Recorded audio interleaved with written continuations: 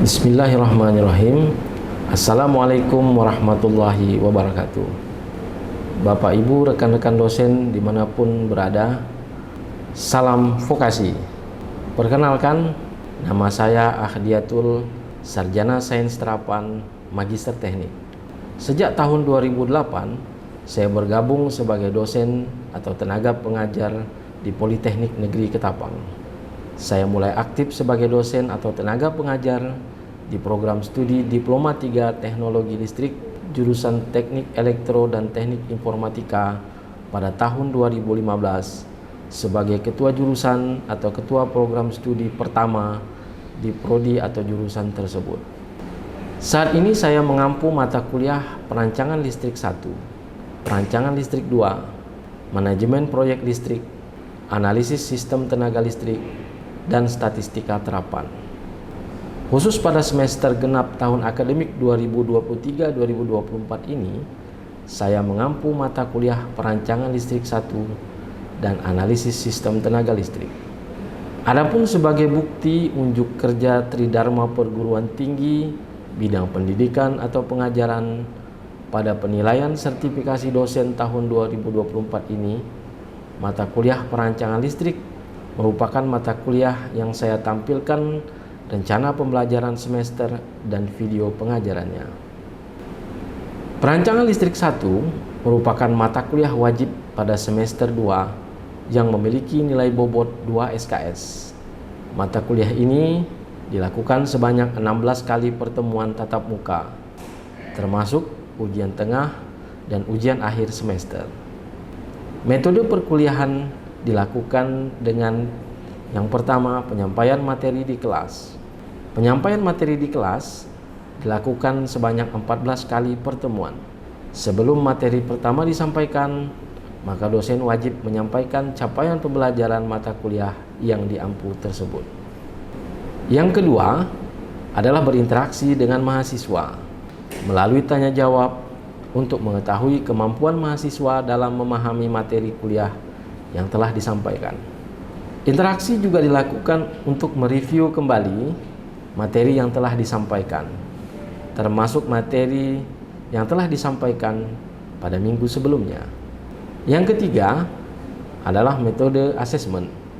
Metode asesmen atau bentuk penilaian terhadap kemampuan mahasiswa saya lakukan dengan memberikan pertanyaan atau kuis di dalam kelas dengan tugas terstruktur, dengan ujian tengah semester dan ujian akhir semester, dengan bobot penilaian masing-masing adalah untuk aktivitas dan kehadiran 10%, 20% untuk tugas terstruktur, 30% UTS, dan 40% UAS. Nilai akhir mahasiswa secara keseluruhan dapat diakses secara mandiri melalui aplikasi Syakat Mahasiswa. Di akhir semester, jika terdapat mahasiswa yang belum memenuhi kriteria nilai, maka mahasiswa tersebut dapat melakukan perbaikan sebelum semester akademik berjalan tersebut berakhir. Sesuai dengan Peraturan Presiden Nomor 8 Tahun 2012 tentang Kerangka Kualifikasi Nasional Indonesia atau KKNI, yang menjadi acuan penyusunan capaian pembelajaran program studi Diploma 3 Teknologi Listrik, maka capaian pembelajaran khusus pada keterampilan khusus untuk mata kuliah Perancangan Listrik 1 ini adalah yang pertama, mahasiswa mampu menyelesaikan masalah instalasi listrik tegangan rendah dan operasi pemeliharaan sampai dengan tegangan menengah 20 kV. Dengan menerapkan matematika terapan, listrik dan magnet, prinsip rekayasa ke dalam prosedur dan praktek teknikal. Kedua, mahasiswa mampu mengidentifikasi dan menyelesaikan pekerjaan pemasangan dan pengawasan instalasi listrik, serta operasi dan pemeliharaan peralatan listrik menggunakan prosedur dengan acuan standar SNI, IEC, dan standar lain terkait, dan dengan memperhatikan faktor-faktor ekonomi, kesehatan, keselamatan publik, dan lingkungan. Ketiga, mahasiswa mampu merancang instalasi listrik dalam bentuk gambar teknik secara manual dan atau menggunakan software aplikasi AutoCAD. Keempat, mahasiswa mampu melaksanakan pemasangan dan pengawasan instalasi listrik sesuai dengan gambar rancangan.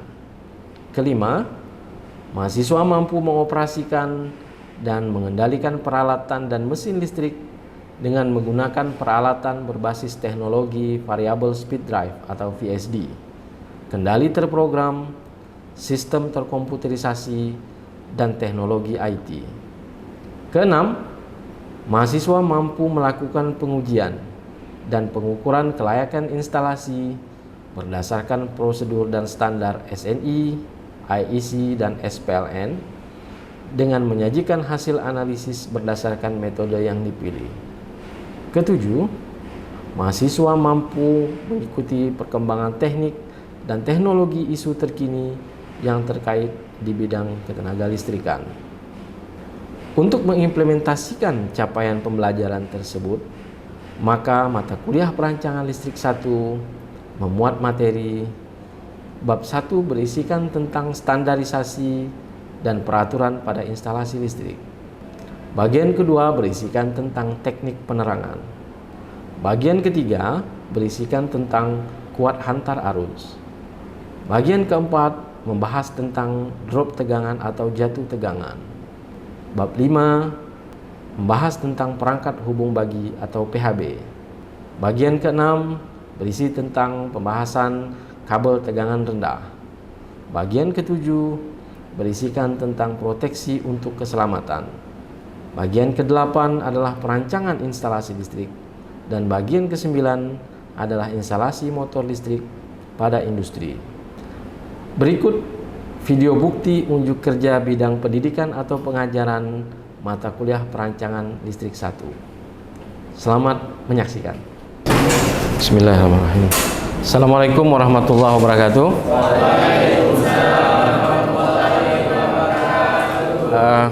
Apa kabar mahasiswa semuanya? Adik-adik? Baik ya? Oke, jadi hari ini kita ketemu lagi melanjutkan pertemuan setelah ujian tengah semester kemarin. Nah, kira-kira gimana hasil UTS-nya? Apakah sudah bisa diprediksikan hasilnya? Gimana kira-kira? Sudah ya? Sudah ada bayang-bayangnya ya?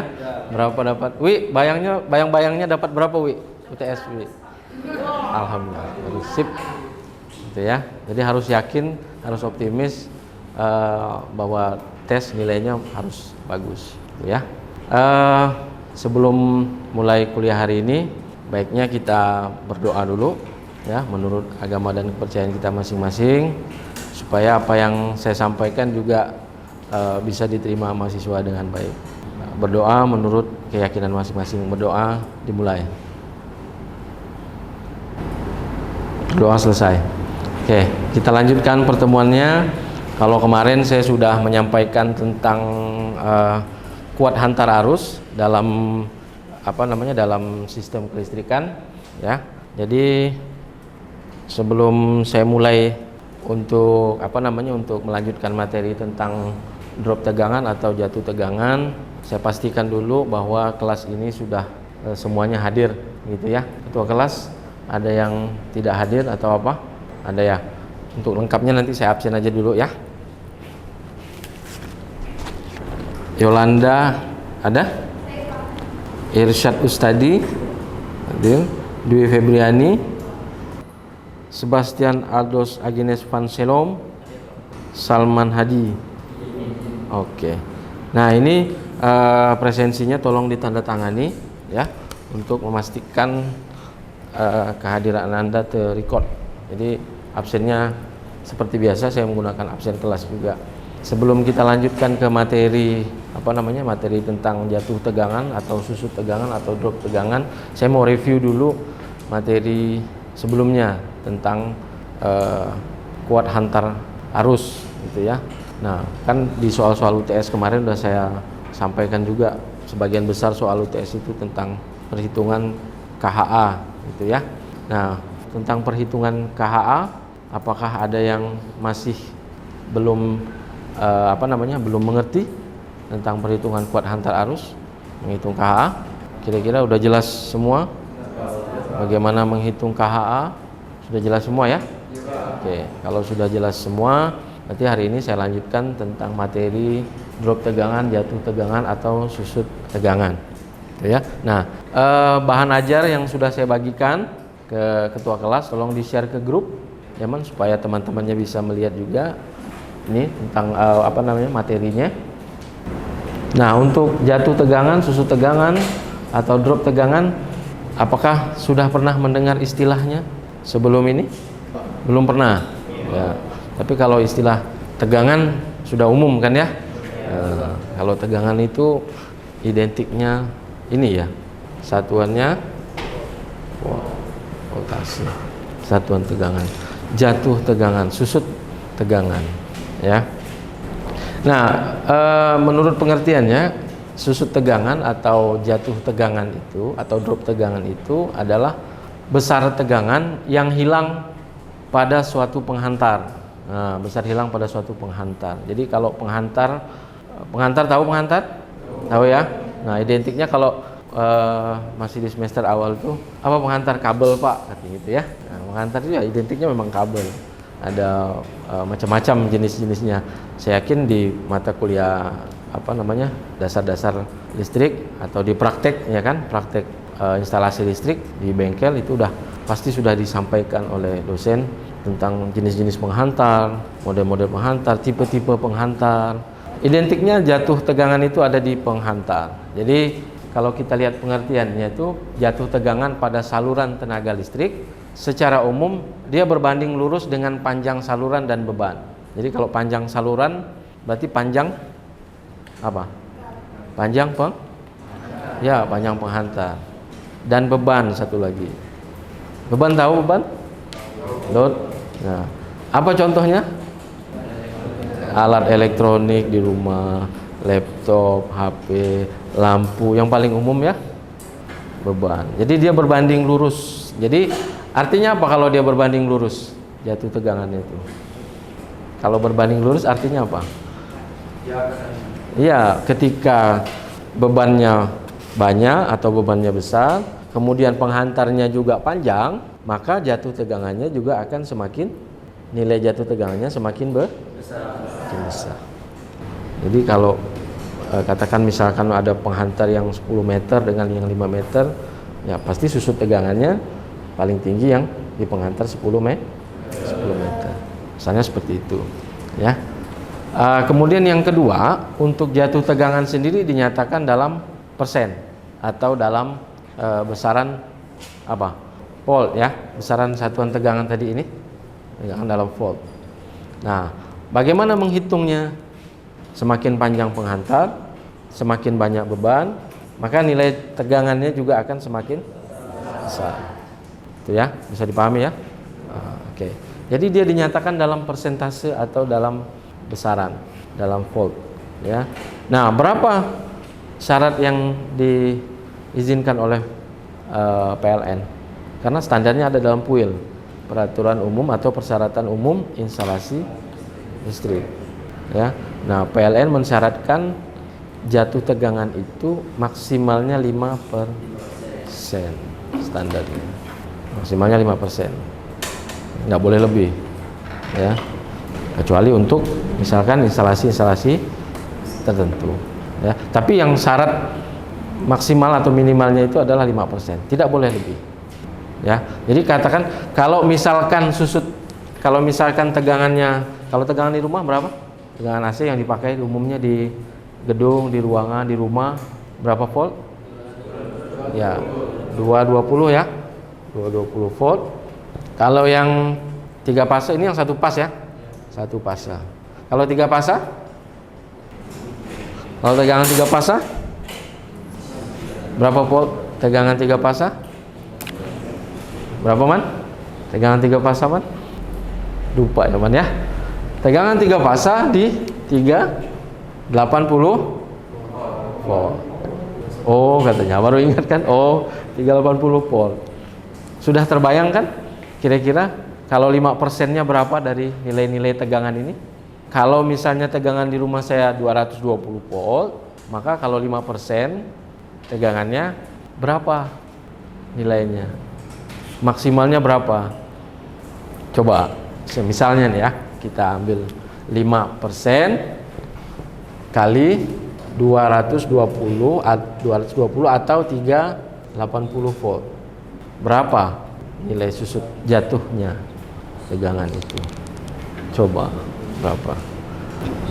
Coba berapa nilainya? Begitu hitung ya. 11 volt. Oke. Saya pakai buka kalkulator. 5% kali 220. Ya. Berapa? 11 volt. Kalau yang 220 11 volt minimal. Kalau yang 380 19 volt. Gampang kan? Menghitungnya begitu aja. Itu. Maka berapa tegangan yang diizinkan setelah itu? Berarti apa? Persentase ini tadi berarti tegangan yang diizinkan itu atau V-nya yang diizinkan adalah 5% kali tegangan nominal ya, V nominalnya. Kemudian apa lagi? 5% kali ini berapa dapatnya? 11 ya kan, berarti di sini adalah 220 dikurang V ini ya, V yang setelah dapat hasilnya ini ya, jumlah dari sini. Katakanlah ini misalnya V1. Jadi V sama dengan 220 dikurang V1. Tegangan yang dihasilkan. Jadi 220 dikurang 11 dapatnya berapa? 209 volt. Kalau yang 380 5% kali ya V nominal ini 5% kali 380 berapa dapatnya? 19 volt. Maka 380 dikurang 19 sama dengan 361. Itu yang diizinkan. Jadi sekitar 5%. Ya. Jadi tegangan 5% dari tegangan di PHB utama. Maksudnya PHB utama itu panel hubung pembagi yang utama. Sampai di sini paham cara menghitungnya? Udah ya? Nah, paham cara menghitung.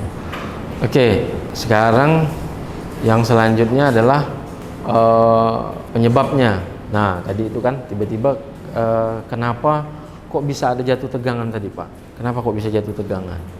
Ya, tadi kan dia berbanding lurus kan, jatuh tegangan berbanding lurus dengan panjang penghantar dan besarnya beban atau banyaknya beban.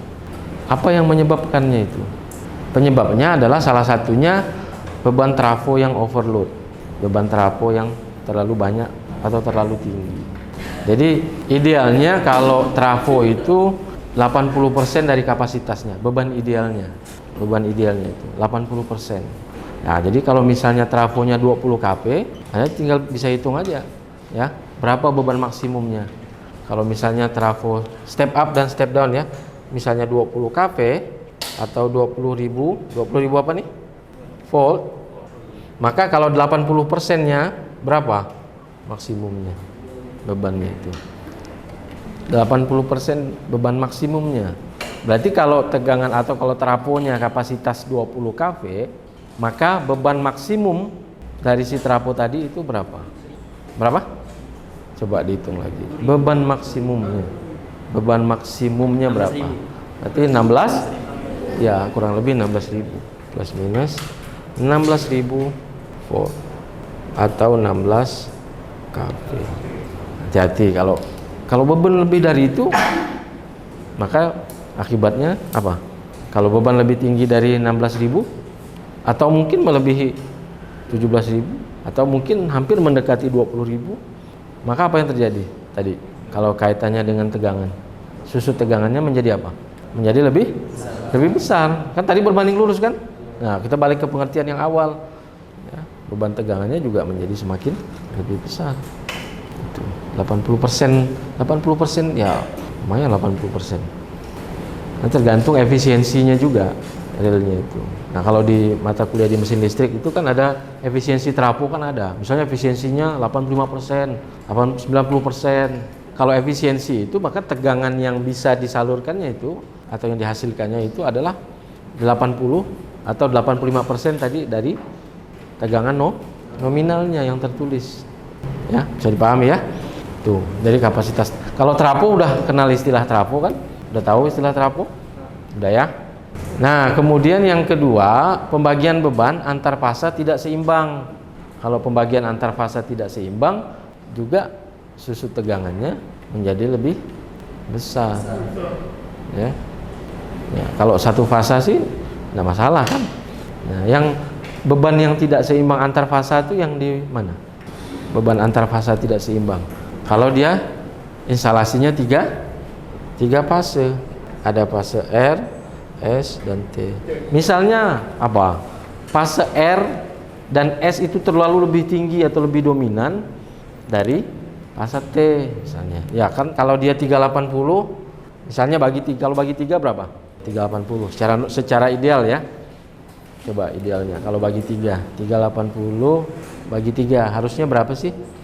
126 lah ya, 127. Nah, ternyata lebih besar, misalkan fase R ini 200 misalnya, 200. Fase T 100 berapa? 100 misalnya 120 lah ya. Total berapa? Sudah 320. Nah, fase T sisa 60. Nah, ini juga yang akan mengakibatkan susut tegangannya besar karena pembagiannya yang tidak seimbang atau terlalu jauh benar gitu kan. Atau misalkan yang di fase R dengan fase S ini sama-sama atau sama-sama misal 160, yang T-nya hanya 20 misalnya kan. Jadi susut tegangannya juga gitu ya. Nah, kemudian yang ketiga, sambungan beban yang disambung secara seri juga terlalu lebih banyak. Oh, kalau rangkaian seri apa yang terjadi? Kan begitu kan? Beda dengan yang paralel. Kalau susun yang seri atau peralatan seri terlalu lebih banyak atau lebih dominan dari yang paralel rangkaian dalam satu sistem. Itu juga menyebabkan drop tegangan ya. Nah, itu. Nah, di bawah itu perhitungannya tadi yang saya bilang VR, PS min PR dibagi VR kali 100%. Ya, sama sebetulnya dengan penjelasan tadi yang tentang penghitungan ini. Sebetulnya sama aja. Ya. Nah, untuk memahaminya lebih lebih dalam lagi, di sini Anda bisa baca ya kenaikan. Nah, itu juga penjelasan untuk melengkapi penjelasan tadi yang 5% sesuai SNI tahun 2000 ya.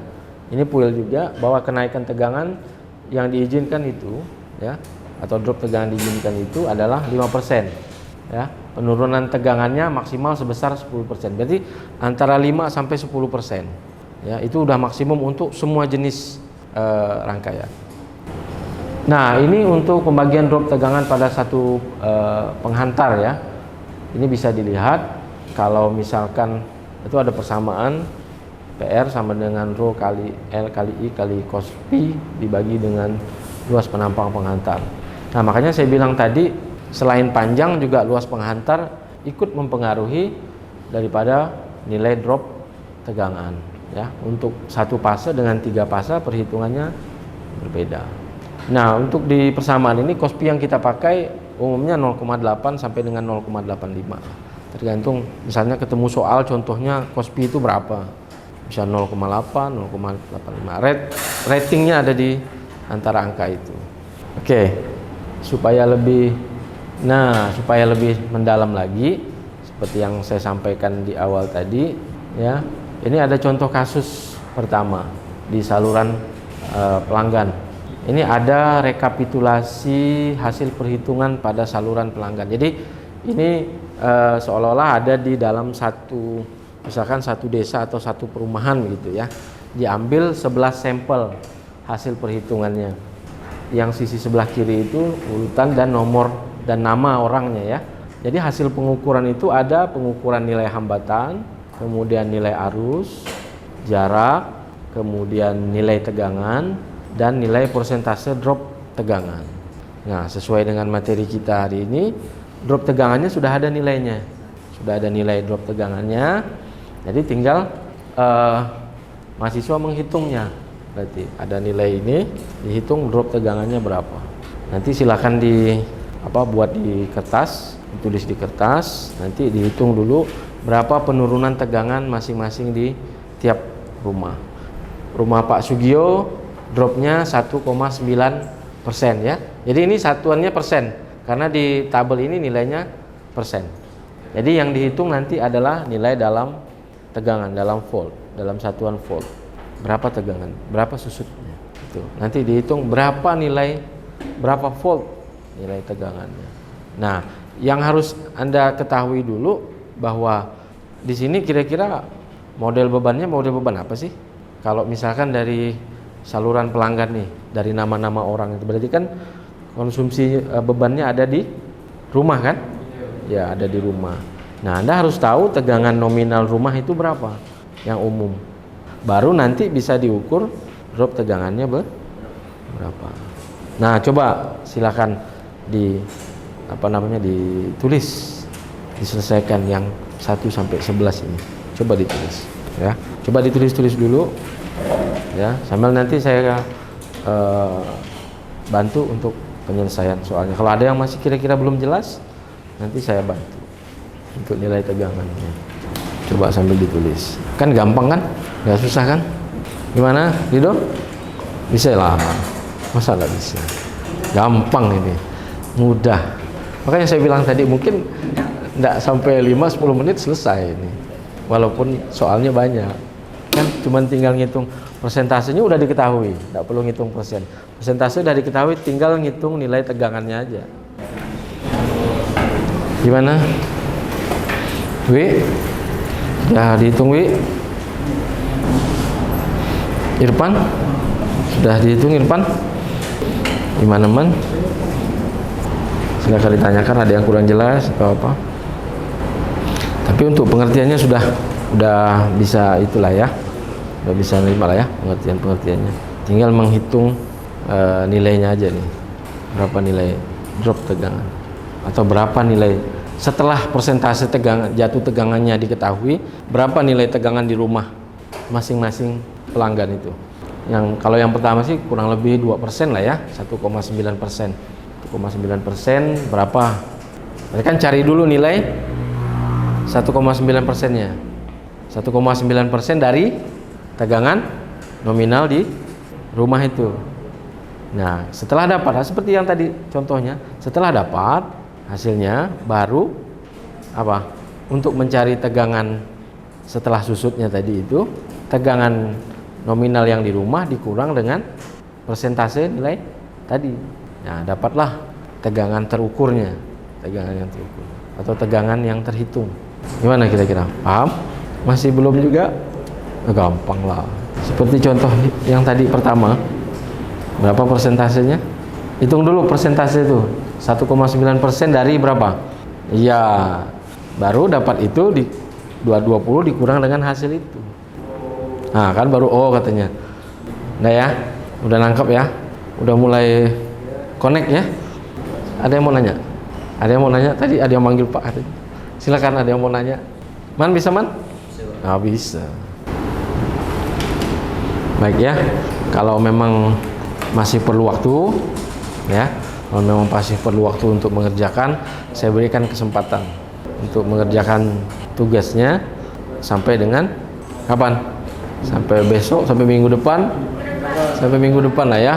Oke, sebelum saya akhiri, ada yang mau ditanyakan dulu, baik tentang materi ataupun tentang tugas. Demikian untuk pertemuan kuliah perancangan listrik 1 untuk hari ini. Saya akhiri. Assalamualaikum warahmatullahi wabarakatuh. Terima kasih.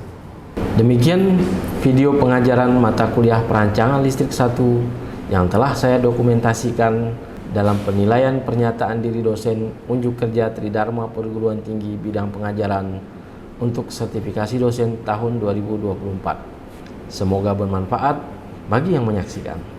Assalamualaikum warahmatullahi wabarakatuh. Salam vokasi. Vokasi kuat menguatkan Indonesia.